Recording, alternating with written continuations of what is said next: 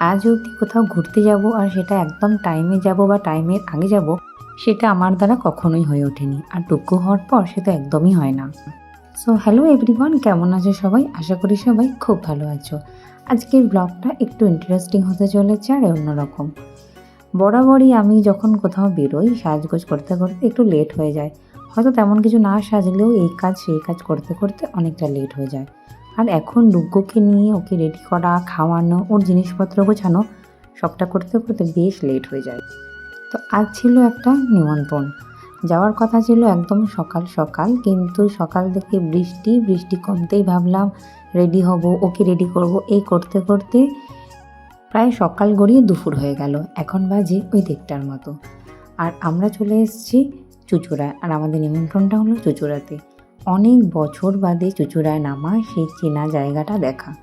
এসে বসেছিলাম টোটোর মধ্যে, কিন্তু টোটোটা অনেকক্ষণ যেহেতু অপেক্ষা করতে বলছিল, আমরা টোটো থেকে নেমে উঠে গেলাম বাসেতে। আর বাসে উঠতেই ডুক্কু গেল ঘুমিয়ে।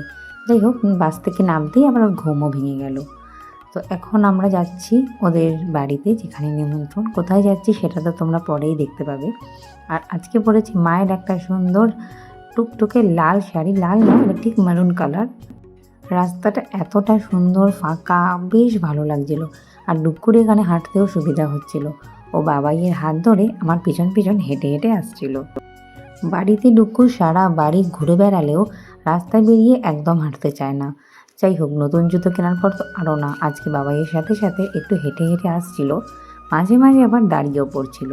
যাই হোক, বাবাই এবার ওকে কোলে নিয়ে চলে আসছে, কারণ ও যে মাঝে মাঝে দাঁড়িয়ে পড়ছে আর হাঁটতে চাইছে না।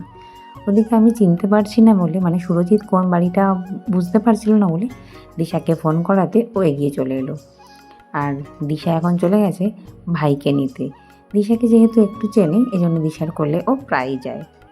আমাদের আসার খবর পেয়ে দিশার সাথে সাথে ওর ছোটো ঠাম্মিও চলে গেল, মানে আমার ছোটো মাসি শাশুড়ি। আর অনেক দিন ধরে যাওয়ার কথা বলছিল, কিন্তু সময় সুযোগ কিছুটাই পাচ্ছিলাম না। যাই হোক, মাসি তো ওকে দেখতে পেয়ে ওকে কোলে নিয়ে নিল। ও খুব একটা কারো কাছে যায় না, কিন্তু দেখলাম মাসির কাছে চলে গেল। ওদিকে দেখো, সকাল থেকে এতটা বৃষ্টি হয়েছে, চারিদিক কাদা কাদা হয়ে গেছে। একটা অনুষ্ঠানের মধ্যে যদি বৃষ্টি হয় কতটা বাজে হয় সে তো আর বলার কোনো কথাই নেই। যাই হোক, ঢুকেই প্রথমে পুচকুর মাকে আমি আমাদের গিফটটা দিয়ে দিলাম, আর তারপরে পুচকুকে নিয়ে নিলাম কোলে। এর আগে আমি ওকে ছবিতেই দেখেছি, আর আজকে একদম সামনাসামনি। ওদিকে আমি বিয়ের পর প্রথম গেলাম মাসি বাড়িতে। না, আজকে মাসি বাড়িতে যাওয়া হয়নি, আজকে ননদের বাড়িতে, মানে দিয়ানের পিপি বাড়িতে গেছি। আর ওখানে প্রথম গেছি বলে মাসি তো আমাকে জোর করে মিষ্টি খাওয়াবেই, কিন্তু কোথাও গিয়ে প্রথমে আমার খাওয়া দাওয়া করতে একদমই ভালো লাগে না। যাই হোক, মাসি জোর করে একটা মিষ্টি খাইয়ে দিল।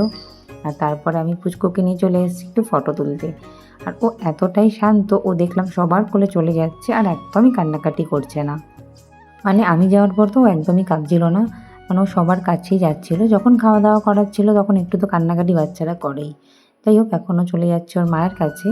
তারপর ওর সাথে সাথে চলে গেলাম আমরাও সবাই মিলে ঘরে। আর ও দেখো খেলনা দিয়ে কী সুন্দর খেলছে আর বসে আছে। আর এখন তো সব ভাই বোনেরা একসাথে মিলে বসে ফটোশ্যুট হচ্ছে। ওদিকে ওর বড় দিদি, ভাই, দাদা সবাই মিলে বসে গেছে। আর তাদের দেখে ডুগ্গু কতটা আনন্দ পাচ্ছে, আর একদম কান্নাকাটি করছিল না। যাই হোক, তারপরে যখন আমার একটু কান্নাকাটি করলো, ও চলে এসছে ঠাম্মির কাছে। আর ওর ঠাম্মি ওর দিশা দিদিদের সাথেই এসছে, আর আমরা চলে এসেছিলাম শ্রীরামপুর থেকে। যাই হোক, এখন আমরা একটু দাঁড়িয়ে আছি যে একটু ফাঁকা হলে ব্যাচটা তারপরেই ঢুকবো, কারণ বেলা তো প্রায় অনেকটাই হলো। এখন ব্যাচ মোটামুটি ফাঁকা, আর আমরা লাস্ট ব্যাচ মনে হয়, তাই না? কত বড় বাড়ির লোক আর আমরা তো এখন মোটামুটি ফাঁকা, তো আমরা বসে পড়ি। এখন ওই 3টে সাড়ে 3টের মতো বাজে, আর আমরা বসে গেছি খেতে। আমি, সুরজিৎ, দিশা আর দিদি বসে গেছি একটা টেবিলে, আর তৃষা ওর বাবার সাথে অন্য টেবিলে বসে গেছে। দেখতে দেখতে চলে এলো গরম গরম ভাত, আর তার সাথে শাক ভাজা। শাক ভাজার সাথে ঘি তো ছিলই, তার সাথে ছিল এক্সট্রা নারকেল কোরানো, যেটা স্বাদটাকে আরও অনেকটা বাড়িয়ে দিয়েছিল। তারপর একে একে আমার পছন্দের সব খাবারগুলো চলে এলো।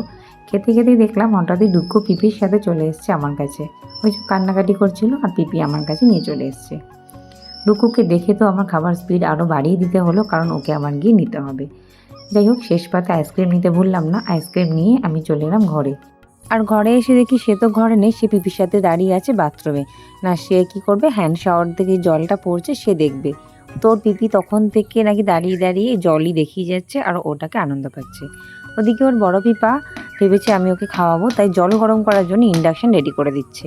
যাই হোক, ওদিকে আমার জলটা গরম ছিল বলে আমাকে আর জল গরম করতে হয়নি। এদিকে ও দিদি ভাই বাবাই সবাই মিলে দেখো একটার পর একটা আইসক্রিম খেয়ে যাচ্ছে। আমাদের তো সবার খাওয়া হয়ে গেছে, এখন হলো ডুগ্গুর খাওয়ার পালা।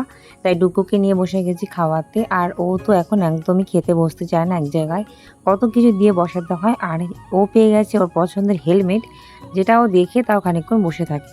তাই কাছাকাছি যে সমস্ত হেলমেটগুলো ছিল সেগুলো দিয়ে ওকে বসিয়ে দিয়েছি। আর আমার সাথে সাথে ওর ছোট দিদি ওকে এন্টারটেন করছে, আর আমি ওকে ফটাফট করে খাইয়ে দিচ্ছি।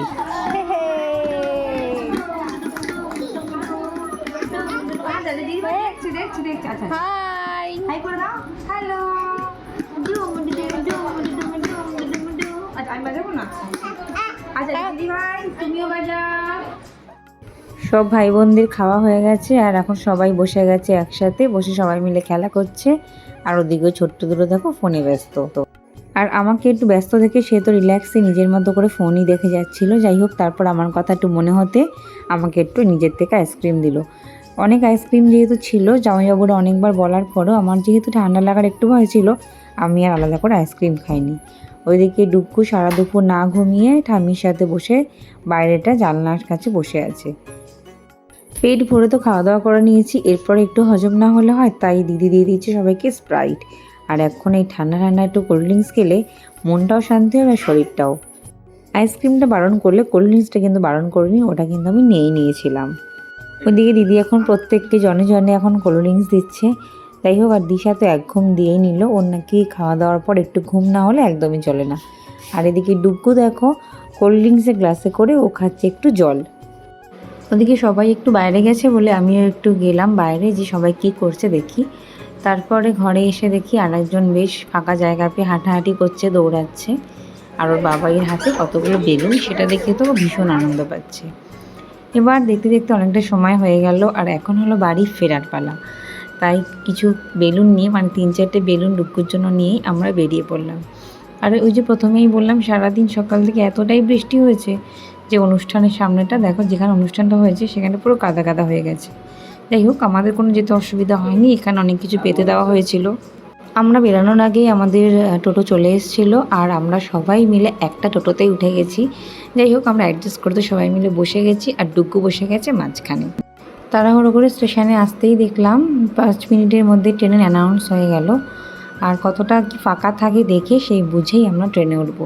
আর দেখতে দেখতে ট্রেনটাও ঢুকে গেল, আর ডুগ্গু দিদিভাইয়ের সাথে একটু হাত ধরে হাঁটাহাঁটি করছিল। আর এখন আমরা সবাই অপেক্ষা করে আছি ট্রেনটা যদি ফাঁকা হয় তাহলে উঠব। যাই হোক, ট্রেনটা ফাঁকা ছিল বলে আমরা উঠে গেছি ট্রেনে। যেহেতু ডুগ্গু সারাদিন অনেক আনন্দ হই হই খেলাধুলা করেছে, এই জন্য আর দুপুরটা ঘুমায়ওনি। আর ট্রেনে উঠে এত হাওয়া পেয়ে ও একদম ঘুমিয়ে গেছে। আর এখন চলে এসছে শেওড়াফুলি, তো শেওড়াফুলিতে মা দিশা সবাই মিলে নেমে যাবে। আর তারপর ওখান থেকে ওরা ট্রেন চেঞ্জ করবে, আর আমরা চলে যাবো একেবারে শ্রীরামপুর। এই জন্য ওরা নেমে গেছে, আর আমি আর উঠলাম না। সুরজিৎকে বললাম যে ঠিক আছে তুই সামনেটা দেখ, আর আমি উঠছি না। দেখতে দেখতে চলে এলো পরের স্টেশন শ্রীরামপুর, আর আমরা নেমে গেছি। ডুগ্গু তখনও ঘুমাচ্ছিল। যাই হোক, স্টেশন থেকে নেমে আমরা ধরে নেব টোটো, আর টোটো ধরে চলে যাব বাড়ি। যাই হোক, আমরা নেমে গেছি টোটো থেকে বাড়ির সামনেই, আর বাড়ির কাছেই এক জায়গায় দিচ্ছিল ঘুগনি। তো আমি তো নিচ্ছিলাম না, চলেই আসছিলাম। যাই হোক, পাড়া জেঠিমারা যখন ডাকছিল আর না গিয়ে পারি, যাই হোক নিয়ে চলে এসেছি বাড়ি। আর আজকের মতো টাটা, দেখা হবে নেক্সট ব্লগে।